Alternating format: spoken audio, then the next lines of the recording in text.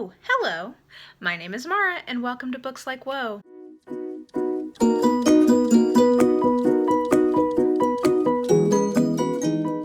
Today we're going to do a little wrap-up for the month of November. I'm filming this one day before the end of November, so maybe I might read one or two more things, but this is most of what I've read in November. And I'm looking at myself and realizing I do not like the lighting, so I apologize for that. It's getting dark earlier, so that's making filming a little tricky, so I'm sorry if I'm a little dark and or shiny, but them's the breaks, we'll deal. So I am gonna actually keep going with something I started doing last month, which was to talk about my stats first and then talk about my disappointment, hit, and surprise at the end. So we'll start with some nice nerdy stats. So this month I read a total of 15 books, and that is pretty average for me. It's the last couple months I think I read possibly a little bit more, but 15 is a perfectly normal reading month for me, about a book every other day. And I read a total in those 15 books of 4,251 pages, which averages out to about 283 pages per book. Again, pretty standard for me. I had 10 ebooks, 2 audiobooks, and 3 physical books. And I had 12 of those books come out of my collection, which I was glad to see because I needed to get some TBR reading done, and then 3 of them came from the library. In terms of genre, we had a pretty good mix, so the biggest category I had was what I call genre blends or other genres, things like urban fantasy or paranormal romance, things that sort of straddle the line. So I read 4 of those. I read 3 kind of general non-fiction-y type books. I read 2 YA books, 2 mysteries, 2 novellas, 1 just sort of like general fiction type book, and then finally I did read 1 fantasy book. And then in terms of ratings, again, a very typical month for me, so my average was a 4.2 on my scale that goes from 0 to 7 unicorns, so 4.2 is right there in the middle, and that's like a very good reading month because that means most of what I was reading I was enjoying. And actually, this is an interesting month because actually instead of most of the books sort of being towards the middle, I kind of was having a month of extreme. So I was reading some books that I absolutely loved, and then I was reading some books that I didn't even finish. So we'll get to that in a little bit. But yeah, you can see kind of the spread here. A lot towards the top, a lot towards the bottom, a couple of all-time favorites, a couple of favorites for the year, a few DNFs, a couple of I didn't think this was good, I didn't like this.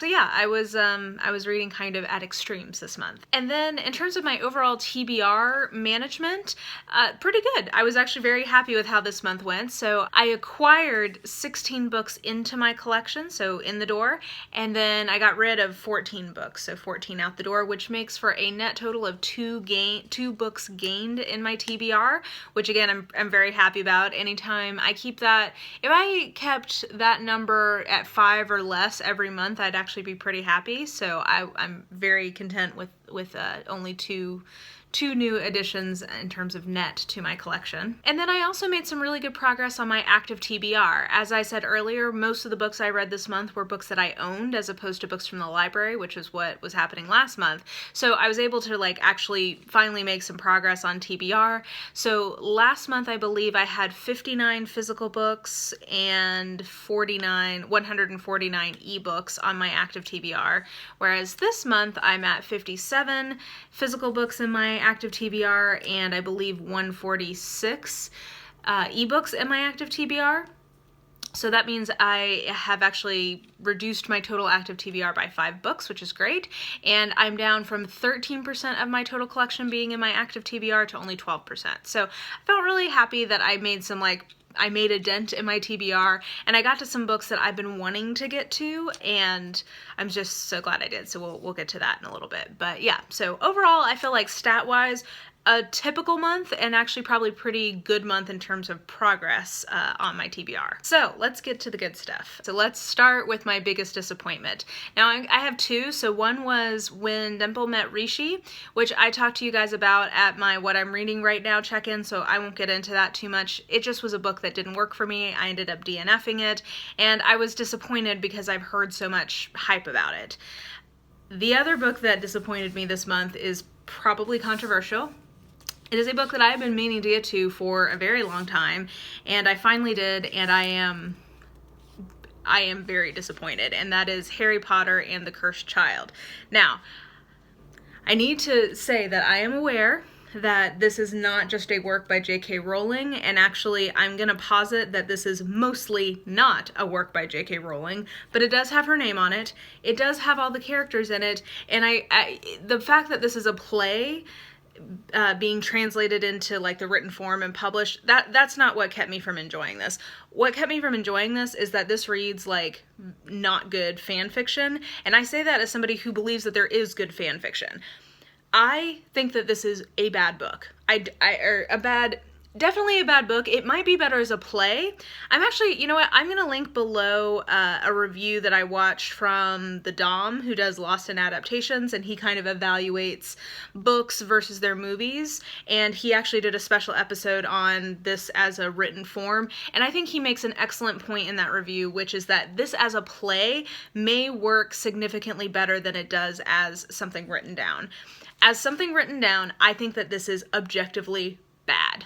I just don't think it's good. I'm not judging anyone who enjoyed it. If you enjoyed it, I'm so glad. I think that's great. I wish that I'd enjoyed this because I love Harry Potter, and I would have loved to have a visit to this world that I enjoyed.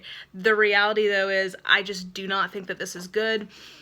I think that a lot of the plot developments are very predictable and not exciting, in my opinion. I think that this book completely sells Hermione out with one of the choices it makes for the alternative timelines, and actually the reason I was so disappointed in that is that I think that the Harry Potter series has so much positivity for girls, especially who are growing up, who need role models of like bookish, nerdish girls who are portrayed positively, and I was really like offended is probably the right word by one of the choices they made in the alternative timelines. I felt like it was very anti-feminist and very just problematic, and I did not like this book. I know a lot of people do, so again, I'm not saying if you enjoyed this that you're wrong to enjoy it, and I'm not saying that, you know, I'm right, you're wrong, whatever. I'm just telling you my experience. My experience is that I think that this is a bad book, and I am extremely disappointed because I really wanted to like this. So now let's move on to something a little bit more positive. So this month, I finally got around to reading some Ilona Andrews. Now, I will tell you, Ilona Andrews is maybe the person who writes, like, who's currently writing series and stuff, who writes the books I like best. There's just something about their books, because it's a husband and wife team who writes these together, and there's just something about their books that are just crack to me. I just think that they're fun, they're paced really nicely, the characters are always really interesting, the worlds are interesting, they write sort of as what I would probably call urban fantasy romances. I think it's probably pretty fair. Sometimes verging more on the urban fantasy side, sometimes verging more on the romance side. So for instance, their three main series, let's say, are the Kate Daniels series, the Innkeeper Chronicles series, and the Hidden Legacy, Hidden Treasure series. And of those three, I would say Kate Daniels sits right in the middle between urban fantasy and romance. It really is a pretty, maybe verging a little more on the urban fantasy side, but it really does sit pretty comfortably in between. I would say the Innkeeper Chronicles are actually more fantasy than romance. There certainly is a romantic element of it, but it is, I'd say, more on the, I tend to think of that as more straight up just sort of fantasy, and actually Goodreads, I think, when it was nominated this year, put it in just the straight up fantasy category. And then I would call the Hidden Legacy, Hidden Treasure, I can't remember which one it is, that series more on the romance side with a lot of urban fantasy in it. A lot closer, in my opinion, to something like Nalini Singh's Psy-Changeling series. So anyway, just to give you sort of an overview of the Ilona Andrews landscape, I love the writing, it makes me laugh, I love the characters, I love the world building, all of it is great. So this month I read 4 Ilona Andrews books in I think 3 days, because I've been trying to like save them.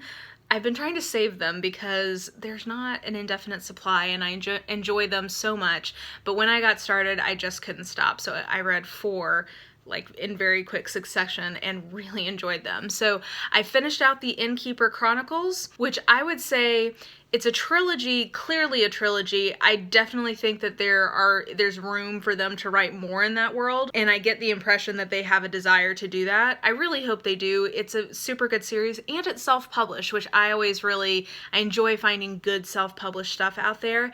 And it's also something that they've been releasing serially on their website. So you, I believe, still could read the entire trilogy for free on their website if you want to sit there and click through all the chapters, but they also have them as ebooks, and I would really recommend getting them. They've been on sale quite a bit recently, so highly recommend that series. Again, I think it verges much more into fantasy, so if you're not comfortable with the romance piece, don't let that stop you, because I think this really is basically a fantasy series. And then I mainlined the Hidden Legacy, Hidden Treasure, whatever that is, the Hidden Legacy series, which I would say does verge much more into romance. It is published by Avon, which is why they have these fucking terrible covers. Ugh, it's gonna turn people off from reading that, but anyway, it is such a good trilogy. I just really enjoyed it. I would say that the last two entries in that series I gave 7s, which is my all-time favorite rating, and I would say they're some of my all-time favorite books just because I really felt like it's a trilogy, and again, even more so than with the Innkeeper Chronicles, they need to write more books in this world. There's so much more going on and so much more they could be doing. But that trilogy, the last two, I just think worked so well. I think they picked a great 3-story plot arc. They nailed the landing, which makes me even more excited for the final Kate Daniels book, which I'd already kind of felt like every sign is that they're going to nail the landing on that series too. But both of these other series that I've now finished from them, I'm like, yes, they know how to finish a series, and some people don't. So I'm so excited about the way that trilogy progressed. I think the romance was really solid, a little insta-love, but I think that they kind of sold it to me.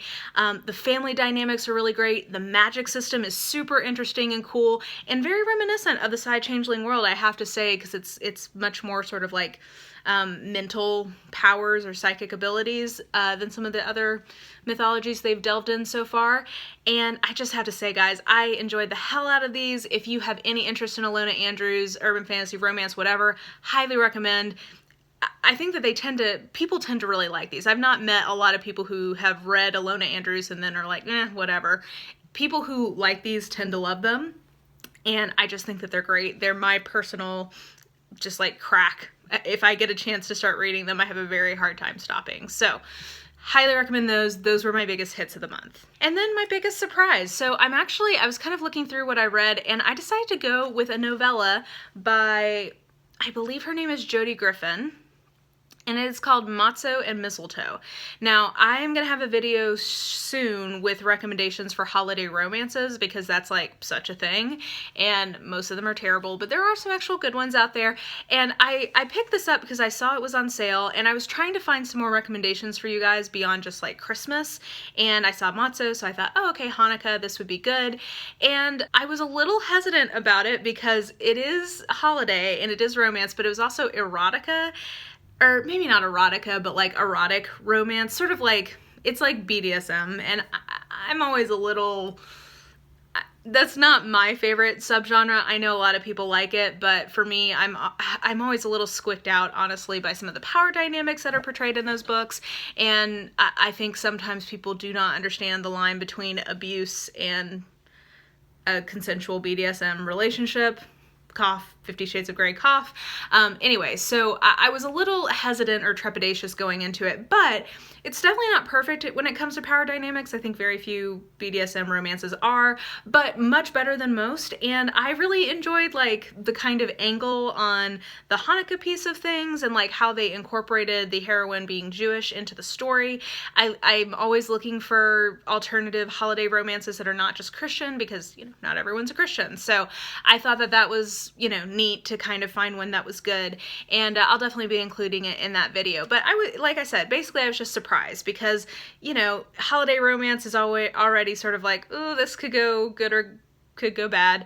And then also the BDSM thing, at least for me, is always sort of a borderline thing. But I actually ended up enjoying this, and it is something I would recommend. So that was definitely my biggest surprise of this month. So that is my wrap up for November 2017. Like I said, there were some kind of extremes. I didn't have a lot of things in the middle. I had mostly things I really, really enjoyed and things I really did not.